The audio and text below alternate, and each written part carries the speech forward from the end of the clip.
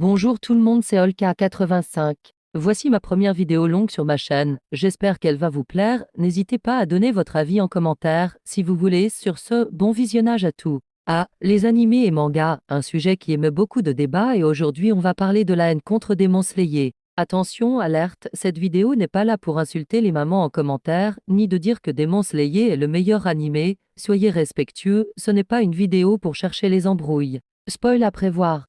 Alors Demon Slayer c'est quoi? Dans Demon Slayer, on suit l'histoire d'un garçon du nom de Tanjiro Kamado et de sa petite sœur Nezuko, transformés en démons. Leur famille s'est fait tuer par le roi des démons, Musan. L'objectif de Tanjiro est de sauver sa sœur et de devenir chasseur de démons. Voilà à peu près l'histoire. Maintenant passons à la partie sérieuse de la vidéo. Demon Slayer, une histoire basique, aucun personnage attachant. Alors ok, peut-être que ça reprend les codes des shonen classiques, mais comme beaucoup d'animés, pourtant, ce n'est pas pour ça qu'on leur crache dessus. Un animé ou manga, même avec les codes classiques peut être très bien, certains deviendront peut-être l'animé préféré de beaucoup de gens. Pour les personnages, je ne suis pas vraiment d'accord. Déjà, comment ne pas parler de Rengoku? Pour ceux qui ne savent pas qui est ce personnage, c'est le pilier de la flamme, de son nom complet Kyojuro Rengoku. On le voit seulement dans un film du Nord, mais pourtant, à la fin du film, quand il meurt tout le monde pleure, les personnages de l'animé, comme le public, tellement ce personnage est bien écrit.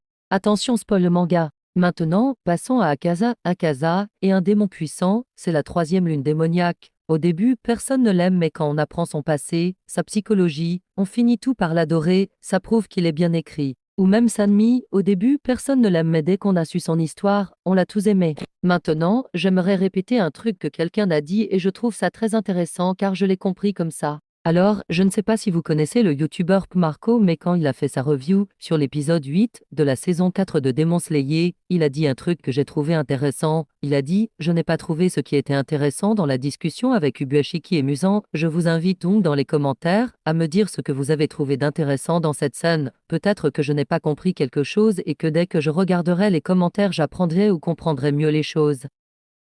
Ce que moi j'ai trouvé intéressant là-dedans c'est dites-moi en commentaire. Ça va permettre d'élargir les points de vue sur cette discussion et d'échanger vos idées, ça sera encore mieux pour comprendre les personnages ou même l'intérêt de la discussion, je trouve ça cool d'avoir plusieurs points de vue dans les commentaires et ce, dans tous les animés. En conclusion, ce qu'il faut retenir c'est, si on a tous la même passion, qui est d'aimer les animés et les mangas, au lieu de se diviser ou de s'insulter, à propos de qui est le meilleur animé, pourquoi ne pas simplement discuter, calmement, de notre passion avec d'autres gens, qui ont des points de vue différents, ça peut être intéressant et nous faire encore plus apprécier ces œuvres, réfléchissez-y.